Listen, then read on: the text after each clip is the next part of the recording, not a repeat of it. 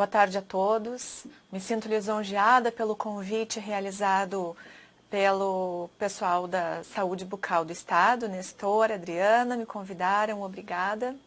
Eu sou Lisiane Cândido, sou cirurgiã dentista, me formei em 2004 pela Universidade Federal de Santa Catarina. Na sequência, em 2007, eu fiz o mestrado em estomatologia na PUC Paraná e em 2015 eu defendi o doutorado também em estomatologia, porém na PUC Rio Grande do Sul. Hoje eu atuo como estomatologista do município de Florianópolis. Sou contratada da prefeitura, faço atendimento na atenção especializada no CEL e hoje, por acaso, também sou coordenadora dos 2 centros de especialidades odontológicas do município de Florianópolis. É um prazer imenso estar aqui conversando com vocês hoje. Espero que eu possa contribuir de forma positiva para os colegas que atuam na atenção primária. Bom, nosso tema é prevenção ao câncer bucal. Como estomatologista, tema de PEMAC, a gente não podia deixar em branco, né? Deixar de falar desse tema que é tão relevante, tão importante, especialmente aqui na região sul do Brasil. Bom, a palavra câncer vem do latim, da palavra carcinus, que significa caranguejo. Houve essa comparação com o animal caranguejo, porque a célula cancerígena, como vocês podem observar na imagem, ela tem digitações, ela tem proliferações que acabam infiltrando e penetrando nos tecidos, que acabam lembrando um caranguejo. Por isso que eles fizeram essa analogia com o animal. O câncer é uma doença crônica progressiva, que por algum motivo, seja ele intrínseco ou extrínseco, uma determinada população de células se transforma, se modifica e acaba proliferando sem respeitar os limites da normalidade. E essa população de células acaba destruindo e invadindo os tecidos, não só os adjacentes, mas também os tecidos à distância, causando metástases. No Brasil, alguns dados que o INCA, Instituto Nacional do Câncer, nos traz da última estimativa publicada, que é entre os anos de 2016 e 2017, é que o câncer bucal, câncer de cavidade oral, ele é o 7º mais prevalente no país. A gente observa nesse quadro, que também é aplicado nos documentos do Instituto Nacional do Câncer, das estimativas de 2016 e 2017, que estima-se que nos estados, entre os homens, ocorram 2.260 novos casos ao ano por estado, em média 300 casos por capitais. Já nas mulheres ele não é o mais prevalente, certo? Estima-se que sejam 490 novos casos por estados brasileiros, sendo 90 casos por capitais, 90 novos casos ano por capitais. Alguns estados mais prevalente, outros estados menos prevalente. Na região sul nós temos uma característica que a população tem a pele mais clara, a gente tem a questão da fragilidade da camada de ozônio na região sul do Brasil, e isso favorece com que a incidência solar seja mais intensa nessa população de pele clara, o que acaba que câncer de cavidade oral nos homens é o 6º mais prevalente. Nas estimativas anteriores do ano de 2016, que foi publicado no ano de 2012, do INCA, era o 7º tipo de tumores mais prevalente entre os homens da região sul. Atualmente pulou para a 6ª posição. Então, tumores de cavidade oral, eles devem ser procurados. Eu sempre digo isso, que para os colegas, para os dentistas, está sob os nossos olhos. Nós temos a cavidade oral do paciente aberta. Cabe a nós fazermos um bom exame físico nesse paciente, especialmente se ele apresenta os fatores de risco para o desenvolvimento de câncer bucal. Bom, e o que determina o desenvolvimento do câncer de boca? Eu diria que a exposição aos fatores de risco.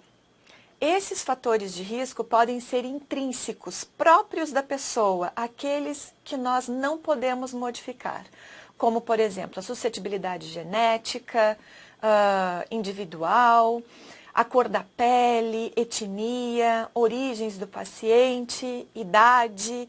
A gente sabe que tem determinados tipos de tumores, especialmente carcinoma espinocelular, ele é mais prevalente em indivíduos mais velhos.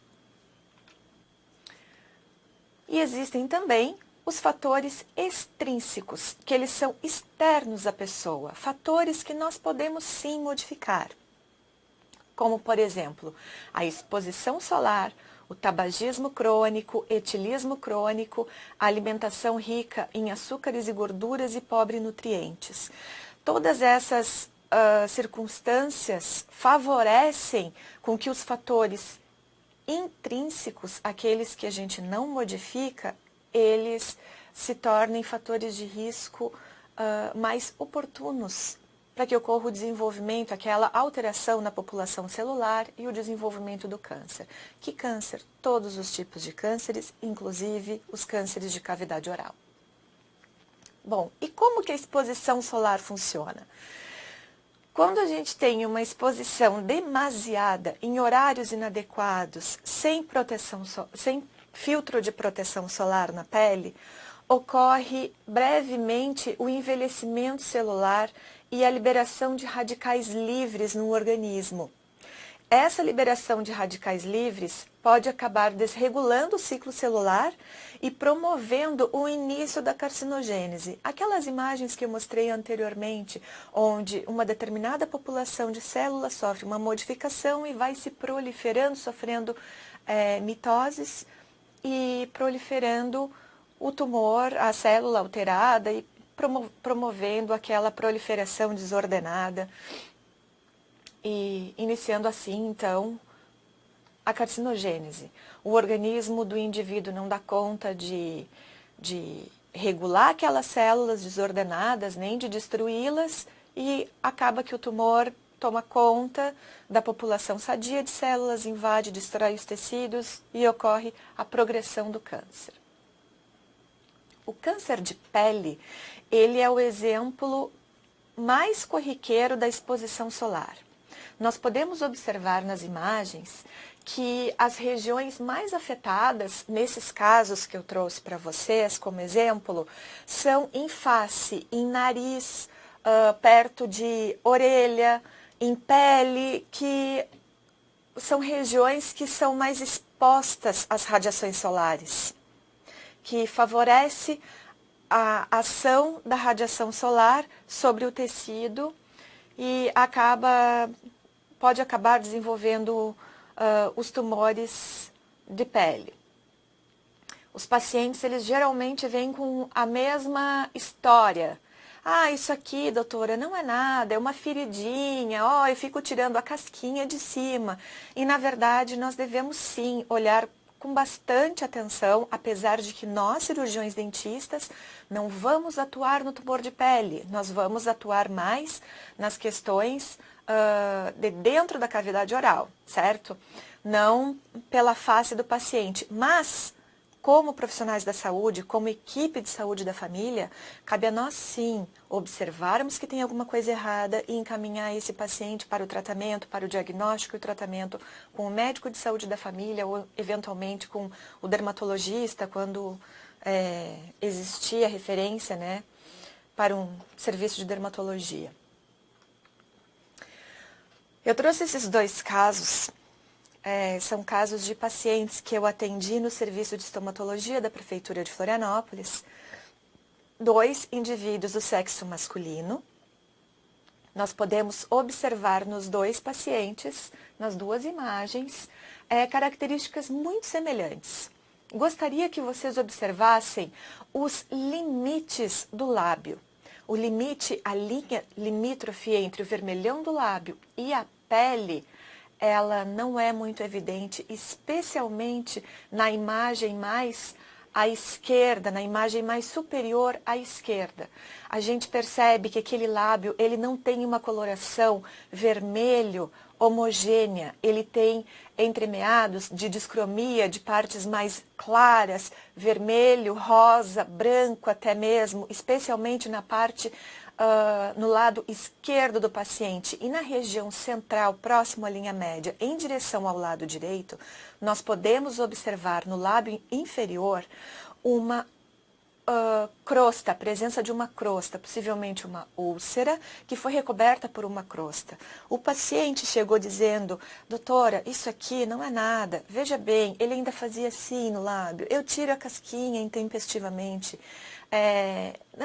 Não tem problema, isso aqui não é nada, eu já sei, é assim mesmo. Meu lábio sempre fica assim, é porque tá frio, é porque tá calor, é porque eu me expus ao sol, é porque eu ando de moto. Eles têm todas as justificativas para dizer o porquê que aquele ferimento permanece no seu lábio.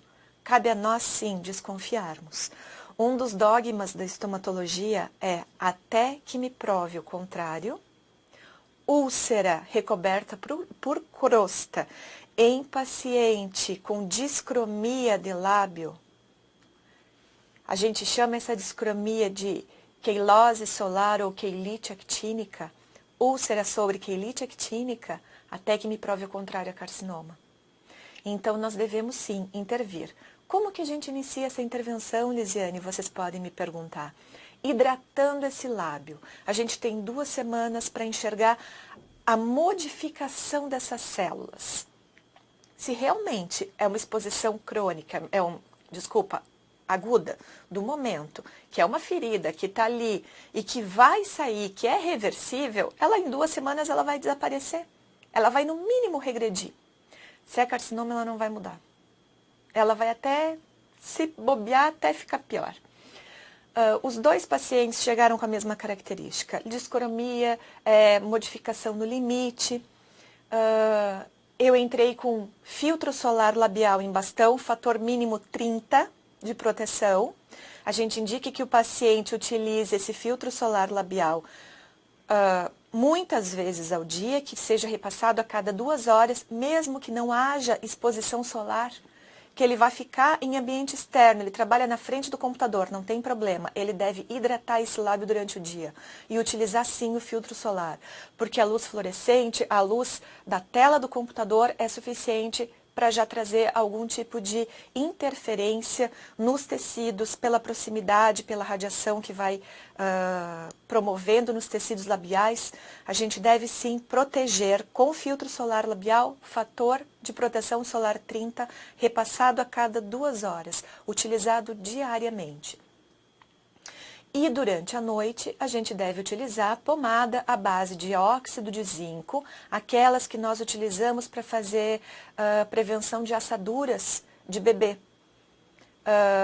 Não vou citar marcas comerciais, né, mas a gente sabe, tem nas unidades de saúde, muitas das unidades de saúde fornecem para o tratamento de assaduras de bebê, a gente pode utilizar sim, durante a noite, antes de dormir, passar uma fina camada sobre os lábios para que mantenha esses lábios hidratados. Vocês podem observar na imagem mais inferior da tela que o lábio do paciente está brilhoso, ele está hidratado. Esse paciente ele já estava há 30 dias utilizando dessa terapêutica e a lesão que fica bem do lado esquerdo, a gente percebe que ela é circunferencial, com limites bem evidentes, é uma lesão homogênea, com limites evidentes. No lábio inferior, no lado esquerdo, na imagem mais inferior, mesmo assim, aquele ferimento, aquela ferida não modificou de característica depois de 30 dias de atuação. Eu realizei a biópsia e os 2 casos vieram sim com resultado de carcinoma espinocelular. Em relação ao tabagismo crônico, o tabagismo também, o cigarro, ele promove o envelhecimento celular precoce e a liberação de radicais livres, o que provoca a desregulação do ciclo celular, tanto iniciação quanto progressão da carcinogênese. Mesma situação, modifica uma pessoa que já tem uma suscetibilidade intrínseca, um fator genético envolvendo uma possibilidade de transformação. Se ele está exposto a fatores extrínsecos, a chance de desenvolver um tumor é maior. Vamos lembrar que no cigarro, ele é um pequeno veneno em pequenas doses diárias, né, que o paciente utiliza. Quando a gente observa, nós estudamos os agentes químicos que são contidos dentro do cigarro, a gente observa que são mais de 4.500 substâncias diferentes, todas elas cancerígenas. A gente tem fluido de bateria para que haja combustão, a gente tem o fumo, erva, né, o fumo em si, enfim, solventes industriais, nicotina, amônia, enfim, arsênico, gases diferentes, metanol, tinta. São muitos produtos químicos no cigarro que entram em combustão. Essa combustão tem a matéria orgânica e a matéria química que está sendo queimada na combustão do cigarro, e o indivíduo vai absorvendo aqueles hidrocarbonetos aromáticos policíclicos que são transformados pela combustão incompleta de matéria orgânica e acaba jogando para dentro do organismo pequenas doses de veneno a cada cigarro utilizado. Como membros da estratégia de saúde da família, a gente deve sim buscar grupos, indicar para o paciente que ele participe dos grupos de combate ao tabagismo, utilizar as web palestras, né, que a gente tem disponível, os mini cursos de controle do tabagismo, incentivar esse paciente que ele pare de fumar sim, porque o cigarro ele é responsável por 90% dos tipos de cânceres que nós podemos desenvolver. E como que é a boca do tabagista? Vamos ver. Vocês lembram, né, na década de 80 era chique fumar, era bonito na década de 70, na década de 80, era sinal de status, enfim. Hoje em dia a gente sabe que é um dos piores malefícios, né, que nós temos disponível é o cigarro. E o fumante, ele tem perdas dentais precoces, maior suscetibilidade ao desenvolvimento de doença periodontal, doenças de gengiva, mau hálito, manchas. Mau hálito mesmo, meu Deus, é horrível, né? Para quem convive com o fumante, para os familiares, enfim, para os não fumantes que convivem com os fumantes. E sem contar na maior chance, aumenta sem dúvida o risco do desenvolvimento de tumores. E o físico do tabagista? A pele do tabagista ocorre o envelhecimento precoce de tecidos superficiais, né, de pele, de vasos sanguíneos, dos tecidos de forma geral. Ocorrem também as dificuldades respiratórias, o cansaço, porque o tabaco ele vai interferindo na acuidade respiratória, ele faz interferência no pulmão do paciente. Sem contar no mau cheiro de forma geral, não só o mau hálito, mas também o mau cheiro do fumante, né? Ele exala o odor do tabaco, da combustão do tabaco. O etilismo crônico é um outro fator extrínseco que nós podemos sim estimular o nosso paciente a modificar e que traz doenças em fígado, doenças crônicas como diabetes, aumenta a suscetibilidade à depressão e à desnutrição. Muitas vezes o indivíduo ele substitui a alimentação pela ingestão da bebida alcoólica, o que acaba promovendo a desnutrição desse paciente. Eu coloquei a foto do amigo do Homer Simpson, né, que eu acho que ele é um exemplo de paciente etilista crônico. Não se preocupa tanto com o autocuidado, acaba se desleixando, não se alimentando de forma adequada e tem um aspecto depressivo, enfim. O etilismo crônico, ele favorece a carcinogênese no momento que ele atua como um solvente, especialmente dos produtos químicos do cigarro. O cigarro, com aqueles mais de 4.500 produtos químicos, ele promove como, explicando de uma maneira muito simples, ele promove como se fosse a abertura das células para que viesse um solvente e conseguisse disseminar aqueles produtos químicos sobre as outras células, sobre o DNA celular. Então, o cigarro ele penetra, a bebida alcoólica dissolve e os dois agem concomitantemente para que a carcinogênese seja favorecida. E o câncer de boca? Vamos falar um pouquinho de câncer de boca? 90% dos tumores bucais são do tipo carcinoma espinocelular, o SEC. Isso, por um lado, é até que bom, porque o carcinoma espinocelular, eles são tumores de fácil manejo, de diagnóstico precoce.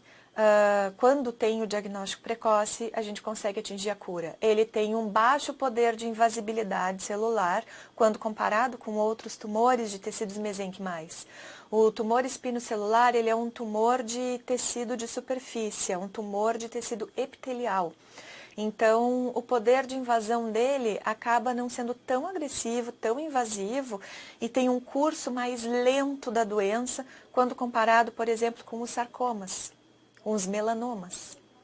São tumores mais invasivos, de curso mais rápido, mais agressivos e de maior dificuldade de atuação. Então, 90% dos casos de câncer de boca, a gente vai se deparar com carcinoma espinocelular. Os outros 10% são os outros tumores, os de origem mista, epitelial e mesenquimal, e os de origem de tecido conjuntivo, enfim. Por exemplo, os tumores de glândulas salivares, os tumores de sistema linfático, sarcomas, melanomas, entre outros tumores. Com esta imagem, eu gostaria de chamar a atenção de vocês para que a gente observe a limitação do lábio. A gente observa que é um lábio feminino, jovem, bem hidratado, bem corado, homogêneo, com todos os limites, tanto em lábio superior quanto em lábio inferior. A gente observa que os limites são bem definidos. A gente não tem dúvida de que se trata de tecido normal.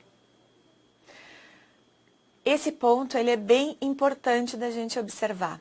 Se nós sabemos identificar a normalidade, quando nós nos depararmos com tecidos alterados, nós vamos saber também identificar que esses tecidos precisam de um olhar mais específico, de um tratamento mais específico.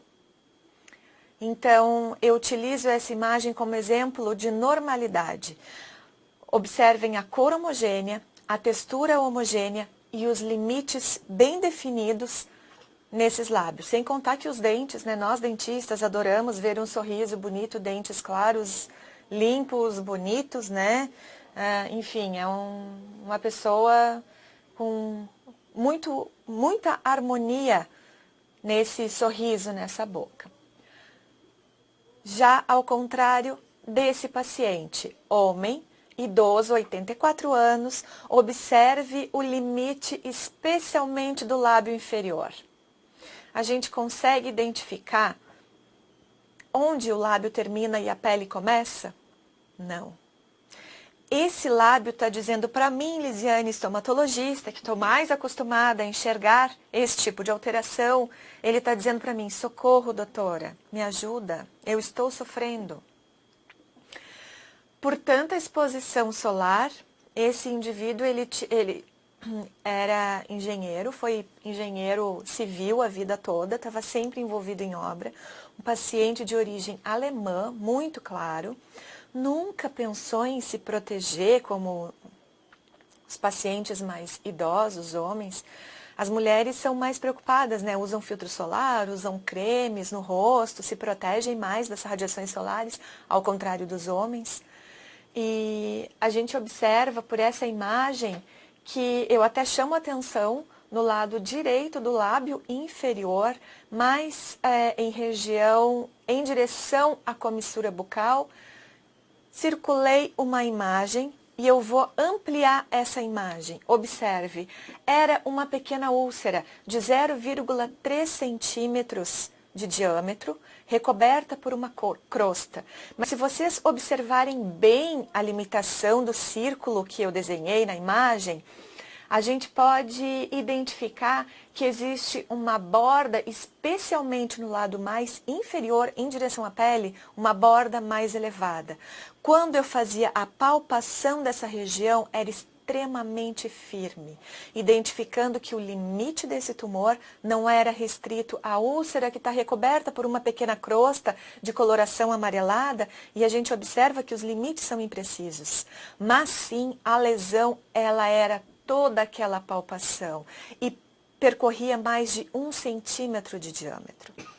Esse paciente, ele tinha um carcinoma espinocelular, a família ficou muito agradecida, a neta dele era dentista também, pediu que eu avaliasse o avô. Doutora, por favor, avalie meu avô, eu estou vendo que tem uma coisa diferente, mas sabe como é que é? Santo de casa não faz milagre, tem que ser alguém de fora para dar orientação. Eles ficaram muito agradecidos porque a gente descobriu esse tumor em fase inicial. E esse paciente teve a cirurgia, foi feita uma cunha, ele perdeu mais de 1,5 centímetros de lábio. Ele tinha bastante tecido para comportar tal procedimento e conseguimos a cura. Mais de 5 anos de evolução, sem metástase regional e tão pouco a distância. Tumores pequenos, a gente consegue a cura, especialmente se o diagnóstico inicial for de carcinoma espinocelular. Esse é aquele caso daquele paciente que eu mostrei para vocês na outra imagem, a imagem anterior, né? A gente observa o lábio bem hidratado, o limite, a discromia do lábio, a gente não enxerga a coloração desse lábio vermelho homogêneo ou cor-de-rosa homogêneo. A gente enxerga partes cor-de-rosa, partes mais avermelhadas, especialmente no lábio inferior.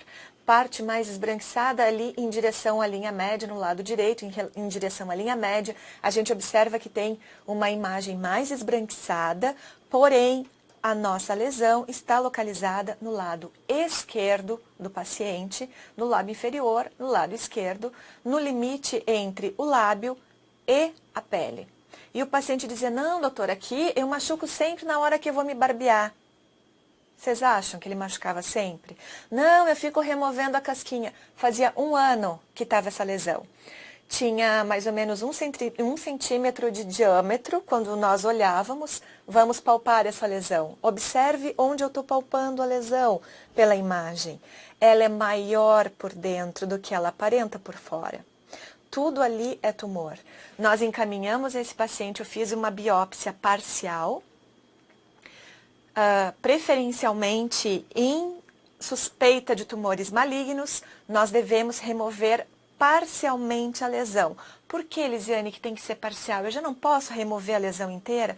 Pode remover a lesão inteira, mas pode ser que você não consiga remover com todas as margens. Então, até mesmo eu, que tenho um pouco mais de experiência por ser estomatologista, né, há mais tempo do que o colega que fica restrito à atenção primária, eu pontuo, eu prefiro remover parcialmente e deixar para o oncologista, o cirurgião de cabeça e pescoço, que faça a remoção de margens da lesão, sendo ela diagnosticada histologicamente como positiva para tumores malignos, certo? Esse paciente também, ele foi feita uma cunha labial de mais ou menos 1,5 centímetros, compreendendo a lesão e mais margem de segurança de 0,5 centímetro para cada lado. E ele ficou muito bem, sem cicatriz, sem perder a sociabilidade, sem perder emprego, sem nada. E se a gente deixa esse tumor evoluir? Se a gente não chama o paciente, ele não queria que eu biopsiasse. Eu exigi dele que eu fizesse a biópsia. Eu falei, não, a gente vai biopsiar sim. A gente vai remover, vai coletar material. Quando a gente fala biópsia, o paciente fica um pouco amedrontado. Poxa, biópsia, meu Deus, eu estou com câncer. calma, não, a gente vai ver, vou coletar um pouquinho de material, vou remover um pouquinho de tecido e a gente vai ver no laboratório que célula que está compondo esse tecido. Olha esse outro caso, um paciente que ele está em estágio inicial. A gente observa as placas esbranquiçadas em lábio inferior. Essa etapa é reversível. A gente consegue sim reverter esse quadro clínico desse paciente, introduzindo medidas preventivas. Estimula o paciente a parar de fumar, a parar de beber, a parar de se expor ao sol, a utilizar filtro solar labial. Pode ser aquele filtro solar que é utilizado para a pele, para o tecido?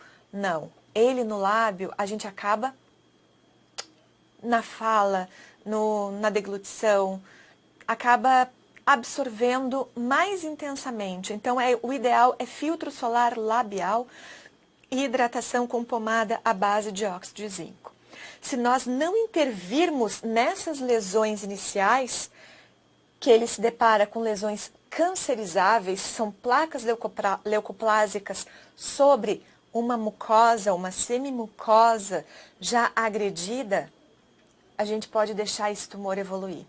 Aí sim, tornar-se um tumor e acabar tendo uma lesão maior, um procedimento mais invasivo, perdendo parte do lábio, enfim, o tratamento acaba sendo pior. Então, quando nós enxergarmos, tem um lábio discrômico, tem um lábio com perda de limitação, vamos hidratar, vamos reverter esse quadro. Já tem uma úlcera, já tem uma crosta que não cicatriza depois do tratamento sendo estabelecido, a gente faz sim a remoção de parte da lesão quando for conseguido, certo? Então eu trago a vocês um pouquinho de reflexão. O tumor, especialmente de lábio, ele tem fácil abordagem e diagnóstico, ele é curável após o tratamento adequado, ele não deixa sequelas quando diagnosticado em estágio inicial. O que é, Elisiane, estágio inicial? É quando o tumor ele é menor do que 1 centímetro de diâmetro. Eventualmente até um pouquinho mais do que 1 centímetro. Mas quando o tumor é pequeno, a gente busca cura. Mas quando o tumor cresce, desenvolve, atinge estágios mais avançados, a gente não consegue curar, não. Veja esse caso, um rapaz, 33 anos, surfista, morador da ilha de Florianópolis, e ele veio encaminhado da unidade básica de saúde porque havia sido feita toda a orientação de hidratação e filtro solar no lábio e não revertia a lesão. E a lesão de fato era carcinoma espinocelular. O patologista ficou com dúvida, pediu para eu aprofundar mais a biópsia e ele ficou com um pequeno defeito no lábio, mas muito agradecido. Ele assim, doutor, eu tenho 2 filhas para criar, me ajuda, por favor. E realmente a gente conseguiu reverter. Perceba como o lábio, dessa imagem inicial, como esse lábio é ressecado em relação a essa imagem final, né, após o tratamento estabelecido. Esse paciente, ele continua faz 3 anos que eu removi a lesão. Ele anualmente é seguido, né, eu faço atendimento anual para esse paciente, a lesão não voltou, ele está ótimo. E quando a gente palpa o lábio, é um lábio macio, é um lábio normal, tem um cordãozinho cicatricial palpável, mas é cicatriz do procedimento que foi realizado e não mais tumor. A gente consegue cura nesses casos.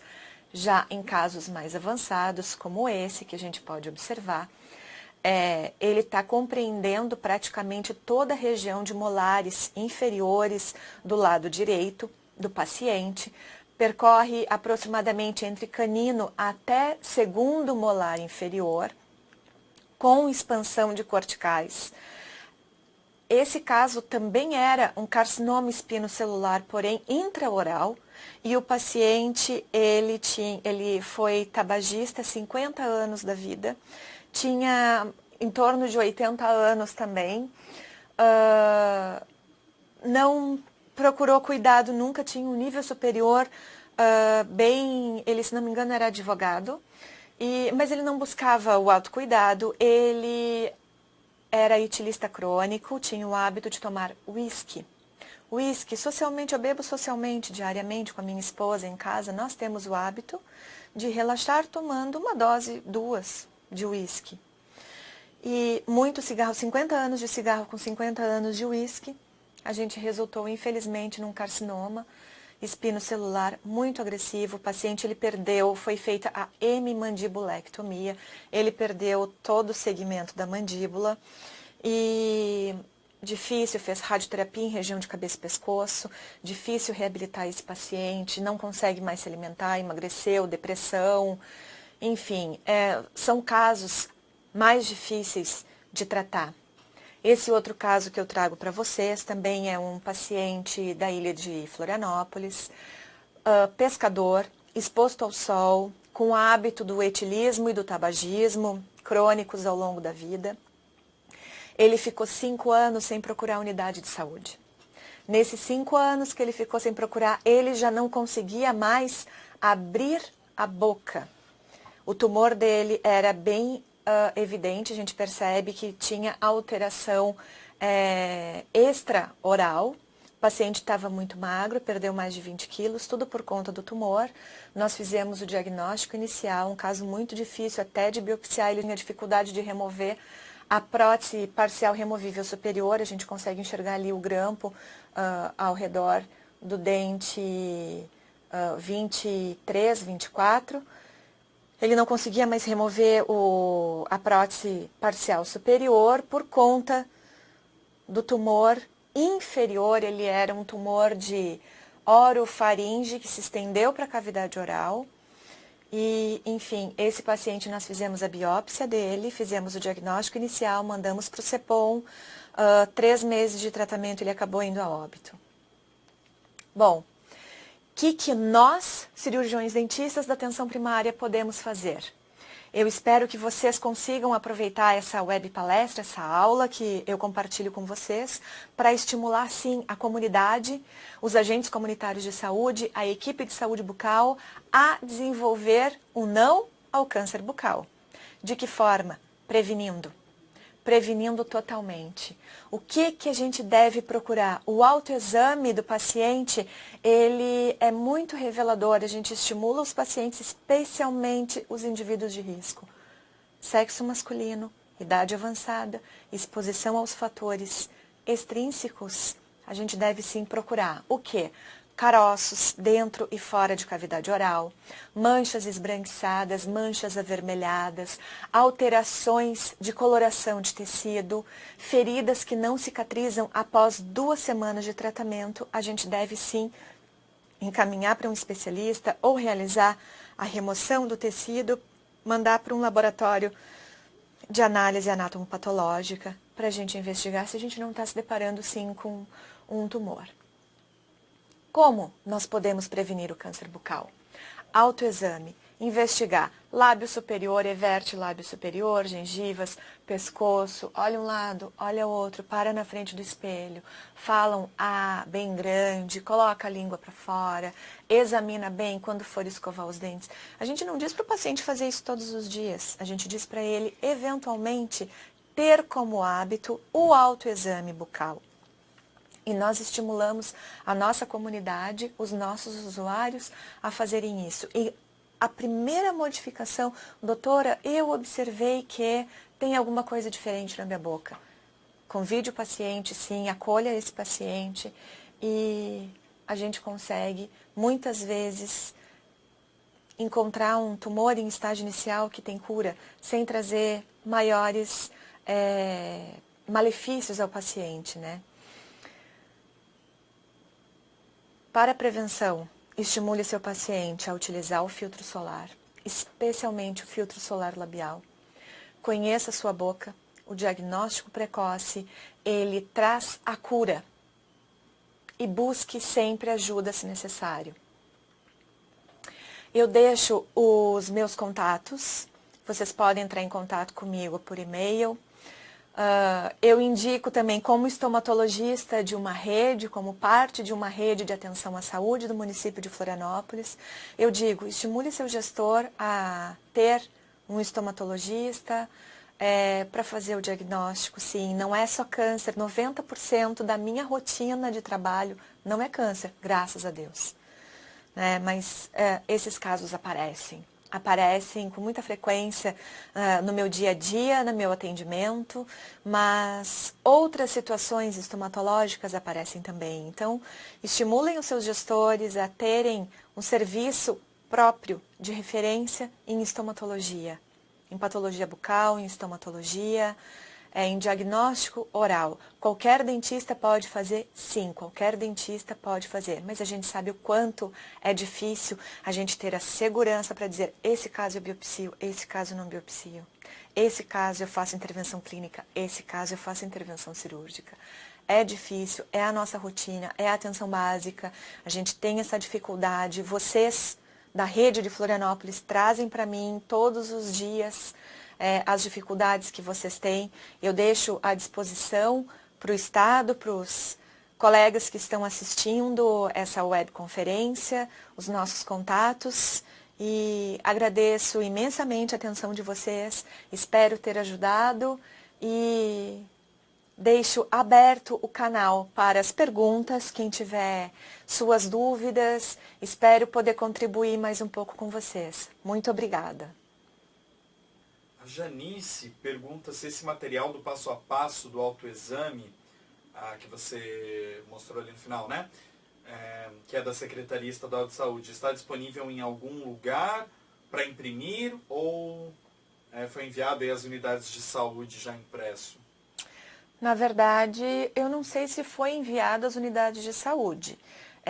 Se esse material o Estado tem disponível para enviar para as unidades de saúde. Mas se você entrar na internet, se você entrar no Google e colocar autoexame bucal, vão aparecer diversos materiais diferentes. Eu julguei que esse material ele é um material bem completo, ele é um material bem instrutivo para a gente trazer de orientação para o paciente, por isso que eu agreguei ele à apresentação. Certo. Aí o Juliano Marcos Nino pergunta qual o risco do consumo frequente de álcool isoladamente no câncer bucal. Daí ele coloca aqui, pois recentemente o NHS reduziu bastante os limites de ingestão de álcool pela relação entre álcool e câncer.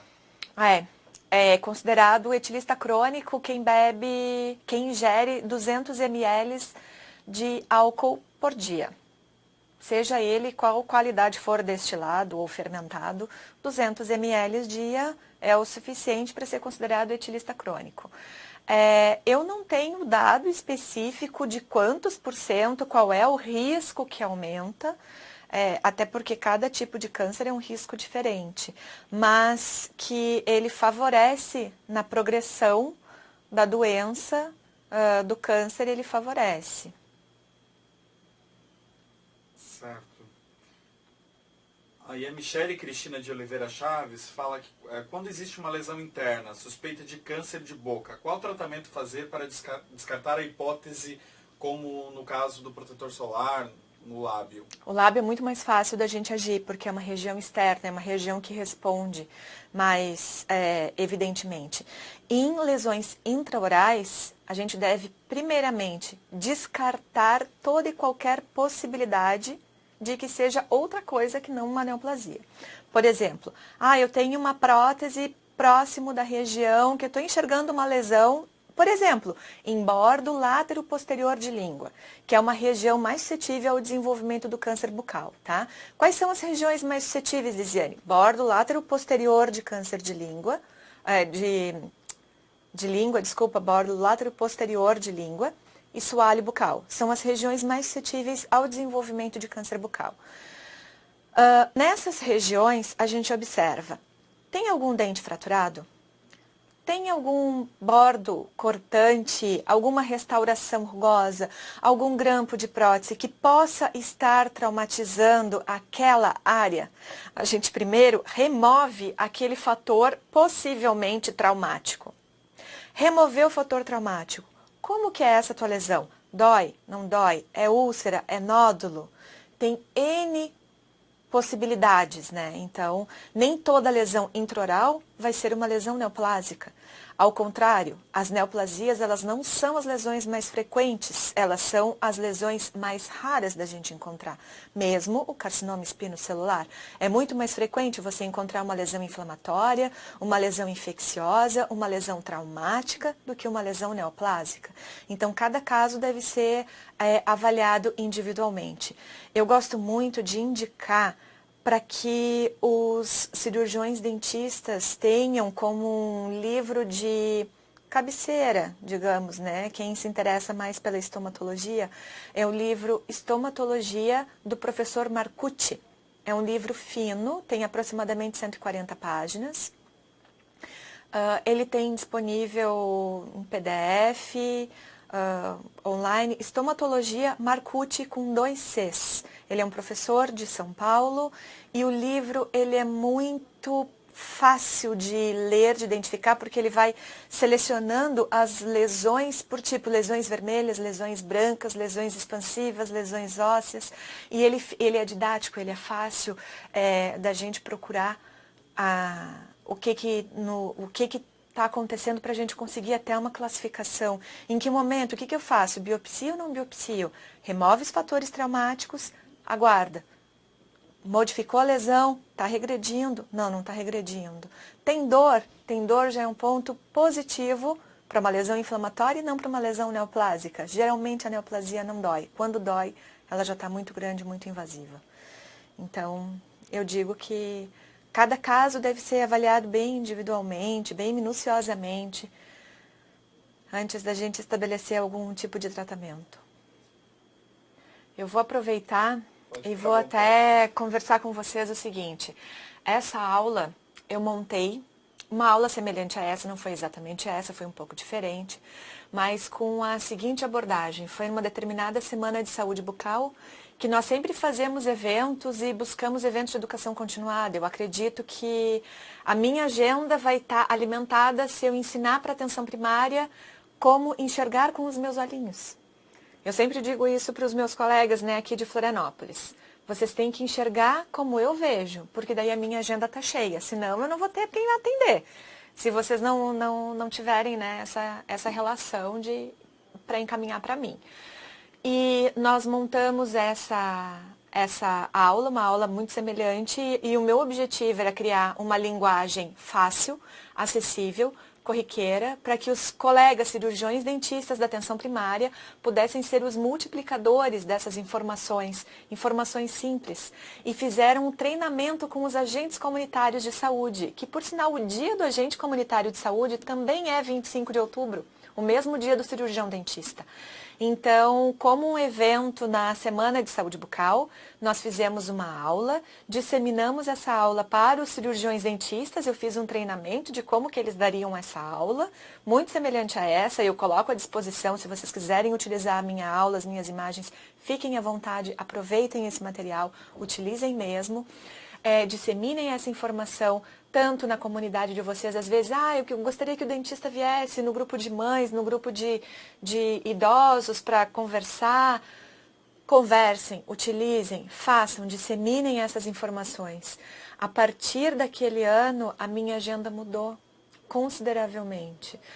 Muita coisa que não tem nada a ver com câncer de boca apareceu, mas dessas muitas coisas que apareceram, muitas coisas todas, a maioria relevantes, necessárias, para que a gente estimulasse os indivíduos com autoexame, para buscar o atendimento odontológico e numa coisa realmente necessária, né, que é a estomatologia. Então, eu sugiro, se quem quiser, que aproveite mesmo essa aula, que seja um multiplicador de informações.